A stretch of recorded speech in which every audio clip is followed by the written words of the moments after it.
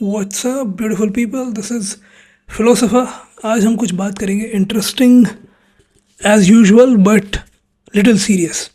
So we are going to talk about loneliness, we are going to talk about isolation, we are going to talk about the stigma around solitude, the stigma around people who like to be alone.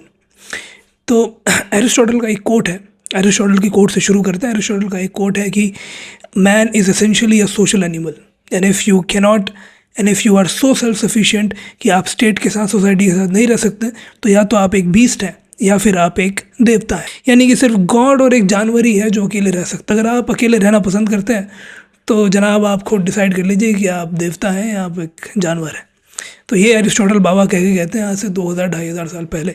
और आज का जो पूरा culture है, dominating culture जो है, आज का जो ट्रेंड है साइकोलॉजी में, वो भी यही कहता है कि अगर आप अकेले रहते हैं तो आपके साथ कुछ ना कुछ साइकोलॉजिकल लोचा है, आप साइकोलॉजिकल तौर पे बीमार इंसान हैं.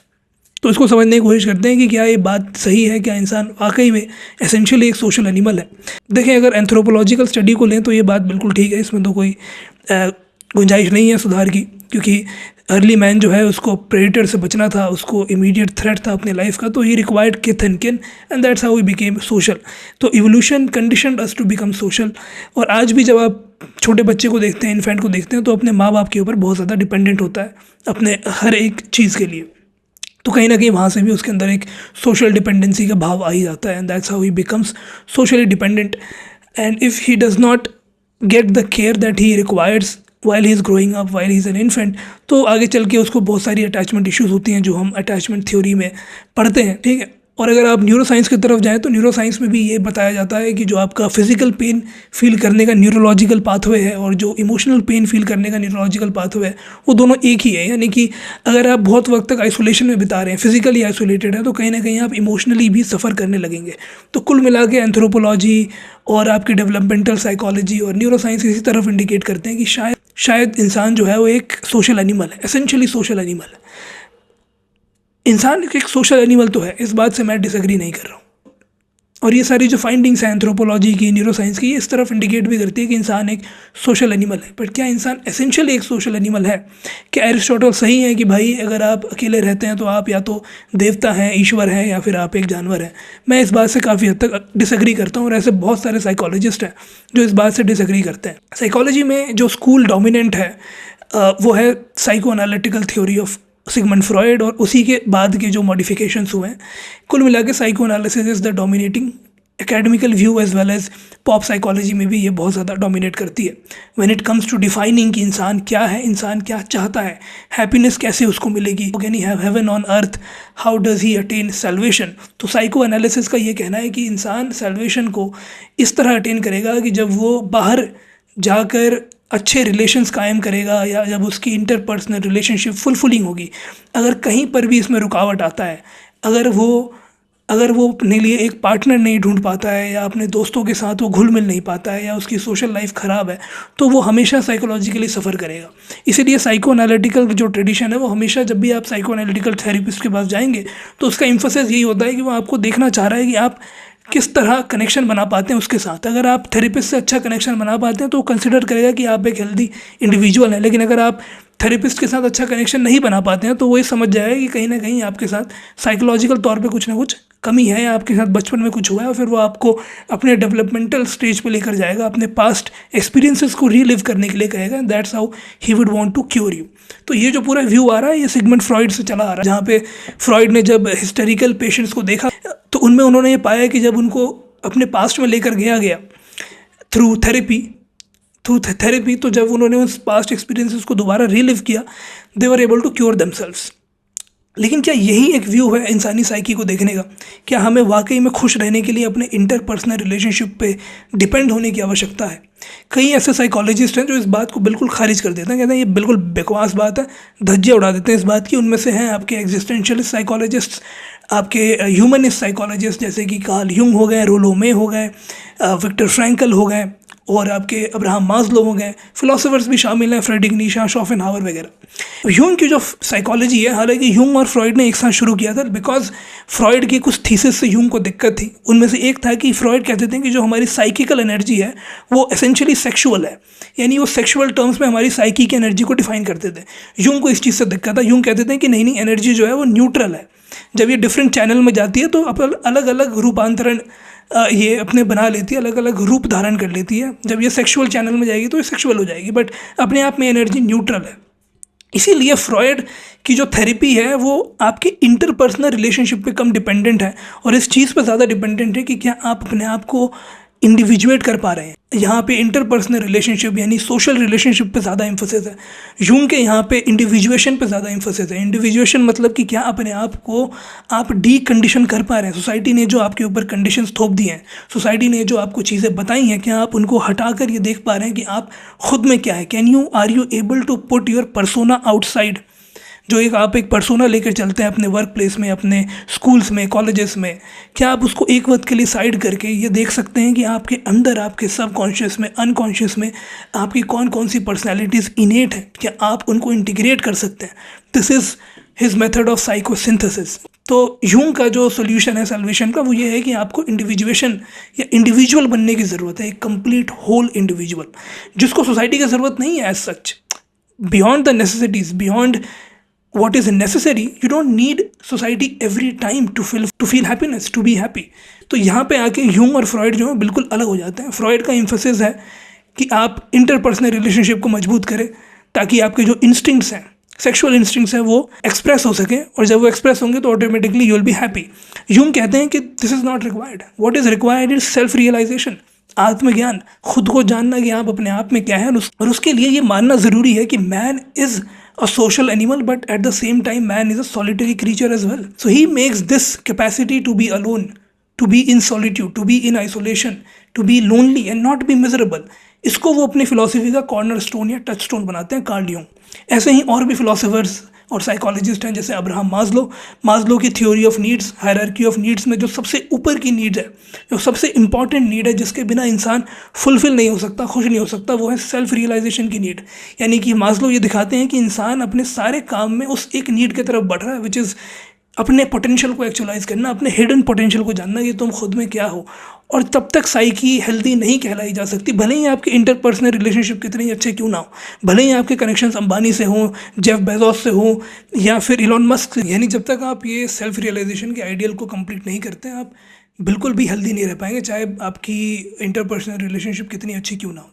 फ्रेडरिक नीशा भी शायद सॉलिट्यूड के ऊपर बात करते हैं। नीशा ने तो ये कहा भी है कि सोसाइटी के कंटेमिनेशन से अगर आपको दूर जाना है तो आपको ओकेजनल सॉलिट्यूड में जाना ही पड़ेगा, और जो इंसान सॉलिट्यूड में नहीं जा सकता वो अपने आप से प्यार नहीं करता है।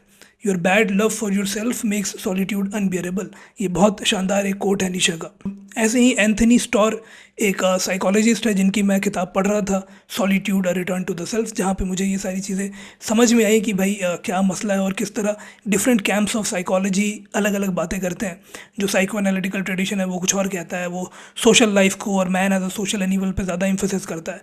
जो ह्यूमनिस्ट एग्जिस्टेंशियलिस्ट ट्रेडिशन है वो आपको इनकरेज करता है कि आप सॉलिटरी क्रीचर बने, आप अकेले रहना सीखें। तो शायद एक साइकोलॉजिकल वेलबींग की एक निशानी है कि इंसान अकेले रह सकता है और प्रोलॉन्ग पीरियड ऑफ सॉलिट्यूड को वो झेल सकता है। मेल लोनलीनेस एक पेंडेमिक बन चुका है, एक एपिडेमिक बन चुका है, जहाँ पे मर्द जो है वो बहुत ज़्यादा लोनली हो चुके हैं। स्टैट्स के अकॉर्डिंग ज़्यादातर कंट्रीज़ में जो मर्द हैं वो 3-4 गुना ज़्यादा लोनली है कंपेयर टू वुमेन। इसका ये मतलब नहीं कि women loneliness is not an issue, obviously it is an issue, but जो मेन लोनलीनेस है वो बहुत ज़्यादा कंसर्निंग होता जा रहा है। And one of the reason is क्योंकि सोसाइटी कंडीशन करती है कि आप ढूंढें अपनी हैप्पीनेस को इंटरपर्सनल रिलेशनशिप में, because of this dominance by psychoanalytical theory. तो आपने कभी सीखा ही नहीं है कि अकेले रह के भी हैप्पीनेस जनरेट किया जा सकता है। काउंटलेस एग्जांपल्स हैं। मैं रेने डेकार्ड को जब पढ़ रहा था तो क्वीन एलिजाबेथ का एक इंस्टेंस आता है जहाँ पे एलिजाबेथ ने डेकार्ड को बुलाया होता है फिलोसफी सीखने के लिए, एंड शी मेंशन समथिंग कि पूरे दुनिया में she has never seen a man more happy than Descartes, and Descartes was living in complete isolation, complete solitude at that time. आप आइजैक न्यूटन का एग्जांपल ले सकते हैं। 20 साल के लिए न्यूटन ने अपने आप को कमरे में बंद कर लिया था, तब जाके कैलकुलस का इन्वेंशन हुआ है। And can anybody say that man was not happy, a man of very cheerful temperament. उनके राइटिंग से हमें पता चलता है। आप आइंस्टाइन की बात करें, आइंस्टाइन ने जब वो रिलेटिविटी पे काम कर रहे थे तो उन्होंने बतौर एग्रीमेंट साइन किया था अपनी वाइफ के साथ कि उनकी वाइफ उनके साथ सेक्सुअली इंटीमेट नहीं होंगी for the next 10 years, and he was a happy man. There are countless other examples. Edward Gibbon is a very famous archaeologist जिन्होंने रोमन एम्पायर के ऊपर किताब लिखा है. उनके फ्रेंड्स बताते हैं कि although after his disappointment in his initially in his relationship, he went on to lead a very happy life, very fulfilling life despite being alone. Countless of poets, countless of authors, despite their grave loneliness, they never ever were seen miserable. In fact अगर आप religion वगैरह की तरफ देखें, Hinduism की तरफ देखें, तो हिंदुज़म में 4 स्टेजेस ऑफ लाइफ बताया गया है, जिसमें से ब्रह्मचर्य, गृहस्थ और बाद में वानप्रस्थ और संन्यास आश्रम है. तो there is a reason why Hinduism में ये 2 आखिरी जो आश्रम है इसमें बहुत बहुत सॉलिटरी लाइफ बताने को इनकरेज किया गया. तो ये जो हम देखते हैं कि among psychologists, among even religious, solitude has been very much encouraged and seen in a very good light. This needs to be brought back in our modern culture, in our current civilization, in our late capitalist, late modernization का जो culture है, इसमें दोबारा लाने की ज़रूरत है कि सॉलिट्यूड को एक पॉजिटिव लाइट में देखा जाए और इनकरेज किया जाए लोगों को कि आप ओकेजनली कुछ टाइम अपने लिए निकालें, आइसोलेशन में बिताएं, लोनलीनेस में बिताएं, अलोन होकर बिताएं और सॉलिट्यूड में बिताएं, ताकि आप दोबारा अपने आप को एनर्जाइज कर सकें, रिचार्ज कर सकें. और ये सारी बातें ये जो वो साइकोलॉजिस्ट हैं जो साइको एनालिटिकल ट्रेडिशन के अगेंस्ट बात करते हैं, उन्होंने अपने वर्क्स वगैरह में बातें की हैं इसके बारे में. जैसे मैंने स्टैट्स वगैरह की बात की कि मेन जो हैं वो बहुत ज़्यादा लोनली हो चुके हैं. अब लोग कहते हैं कि because men are lonely there is a rise in addiction among men. Sure, there is a rise in addiction among men, but it's not because men are lonely. It's because they have not been taught to accept their loneliness. They have not been taught that the essence of life is beyond interpersonal relationship. So what, you cannot rear a family? So what if you cannot rear children? क्या हो गया भाई अगर तुम्हारी fulfilling relationships नहीं रही है? क्या हो गया अगर तुम्हें कोई डेट नहीं मिल रहा है? क्या हो गया तुम्हें अगर कोई तुम्हारी बंदी नहीं मिल रही है? तो you can still go on to make a successful life. बाकी लोगों ने नहीं किया. न्यूटन वगैरह पागल थे ये सारे. निकोला टेस्ला तो वर्जिन था.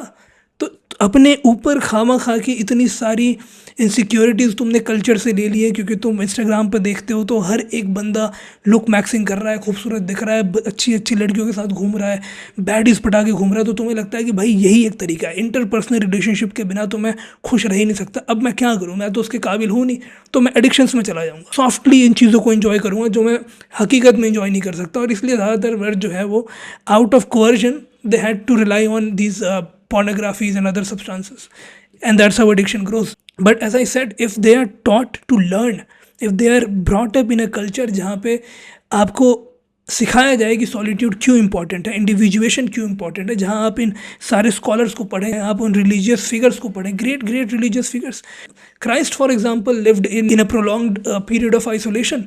आप स्टोइक्स को उठा के देखें, एपिक्टेटस की तो भाई टांगें कटी हुई थी. Despite that he wrote a book जो आज 2000 साल बाद पढ़ा जा रहा है. Socrates, Marcus Aurelius used to live in isolation and solitude. तो ये जो पॉजिटिविटी है एक सॉलिट्यूड की, इसको मेंशन करने की ज़रूरत है, इसको बढ़ावा देने की ज़रूरत है. तो वरना क्या सोल्यूशन है मेल लोनलीनेस का? क्या गवर्नमेंट अब आपको लड़कियां प्रोवाइड करना शुरू कर दे, कनेक्शन प्रोवाइड करना शुरू कर दे? How do you want government और people around you to solve your loneliness? They can't. Until you make friends with your loneliness, your solitude, and take it and learn from these people.